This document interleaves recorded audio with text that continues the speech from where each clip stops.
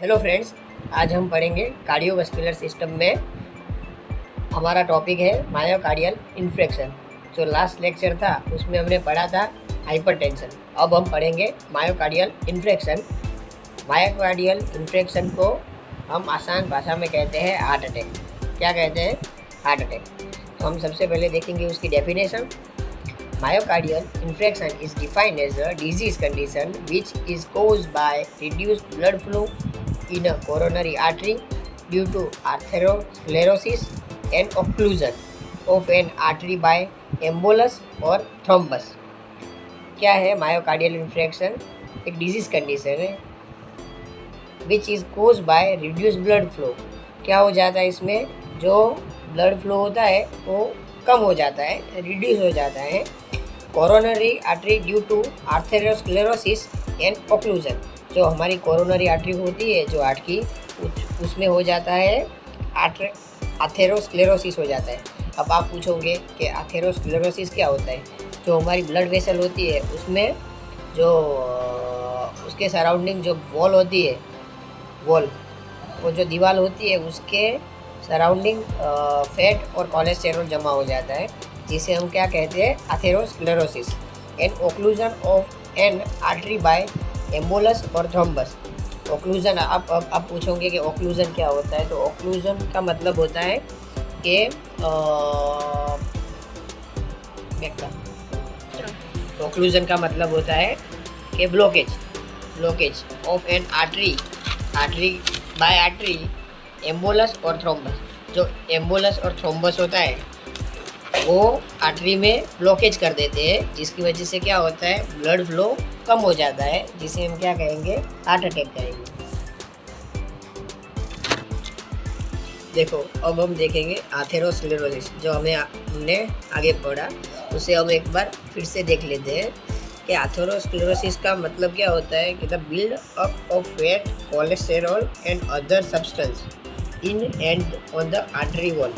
जो coronary artery होती है, मैंने आपको कहा था ना पहले कि जो कोरोनरी आर्टरी होती है उसकी जो वॉल के सराउंडिंग क्या होता है? फैट और कोलेस्टेरॉल और अदर सब्सटेंस जमा हो जाते हैं, जिसकी वजह से क्या होता है? ब्लड फ्लो कम होने लगता है, जिसे हम क्या कहते हैं?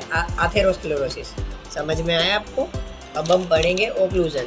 ओक्लूजन क्या है? मीन्स द क्लोजिंग और ब्लॉकिंग ऑफ ब्लड वेसल। क्या इसका मतलब क्या है? क्लोज कर देता है और ब्लॉक कर देता है। किसको? ब्लड वेसल को और an organ of the body. और जो बॉडी ऑर्गन होते हैं उसको भी क्या करता है? ब्लॉक कर देता है। अब हम देखते हैं, ये हमने जो टर्म देखी जो हमारे डेफिनेशन में आती थी उससे हमने फिर से समझाया है। कौन सी वाली? एक आथेरोस्क्लेरोसिस और दूसरा है ओक्लूजन।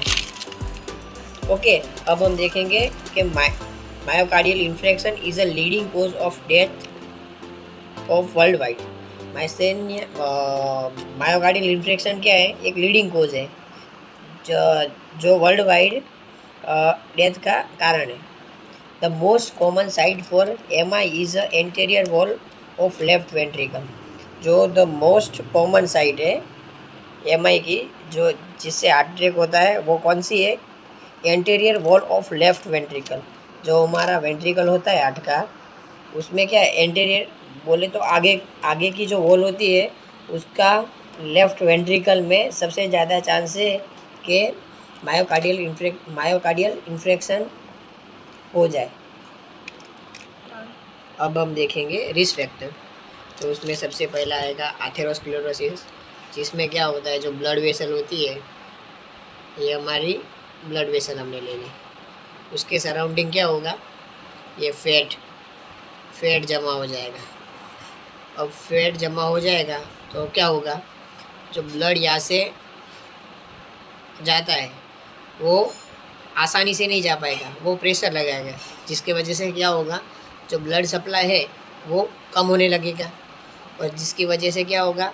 ये मायोकार्डियल इन्फ्रेक्शन कंडीशन होती है। अब देखेंगे स्मोकिंग की वजह से भी हार्ट अटैक की प्रॉब्लम हो सकती है। फिर हाइपरटेंशन, बहुत ज़्यादा ब्लड प्रेशर हाई हो जाना। ओबेसिटी, जो मोटे लोग होते हैं उनमें चांसेस बहुत ज़्यादा होते हैं, बिकॉज ऑफ वो उनमें लिपिड फैट की मात्रा ज़्यादा होती है, जिसकी वजह से क्या होता है? ब्लड फ्लो कम होता है, जिसकी वजह से हार्ट अटैक होने के चांस बढ़ सकते हैं। फिर सेडेंटरी लाइफस्टाइल, अगर कोई इंसान है जो बहुत ज़्यादा सैड रहता है, उसको भी ये प्रॉब्लम हो सकती है। स्ट्रेस की वजह से भी हार्ट अटैक हो सकता है। इंक्रीज कोलेस्टेरॉल, अगर हमने कहा था ना कि जो एथेरोस्क्लेरोसिस है, जिसमें क्या होता है कि जो ब्लड वेसल है उसके अंदर क्या हो जाता है, कोलेस्टेरॉल है, अदर सब्सटेंस है, लिपिड है, फैट है, वो जमा हो जाता है, जिसकी वजह से ब्लड फ्लो कम हो जाता है, जिसे हम क्या कहते हैं, एथेरोस्क्लेरोसिस। वैसे ही अगर इंक्रीज कोलेस्टेरॉल, अगर कोलेस्टेरॉल लेवल बढ़ जाए ब्लड वेसल में, तो हम क्या कहेंगे, इसे हाइपरलिपिडेमिया। अब हम देखेंगे साइन एंड सिम्टम्स कि कौन कौन से साइन हैं जिसे हमें पता चलता है कि हार्ट अटैक है या नहीं। सबसे पहला साइन है chest pain, shortness of breath, सांस लेने में तकलीफ होना, pain, stiffness, numbness in the upper body, cold sweat, nausea and vomiting. ये सब क्या है, हार्ट अटैक के साइन एंड सिम्टम्स हैं। मायोकार्डियल इन्फेक्शन के क्या है, साइन एंड सिम्टम्स है। अब दूसरे साइन एंड सिम्टम्स में आते हैं headache, fatigue, heart beat change, कभी कभार हार्ट बीट चेंज हो जाती है, stomach discomfort, a blue tint to the lips, hand and feet, जो हमारे लिप्स है, हैंड है, फीट है, वो क्या हो जाते हैं, ब्लू कलर के हो जाते हैं। नीचे रखो, बस।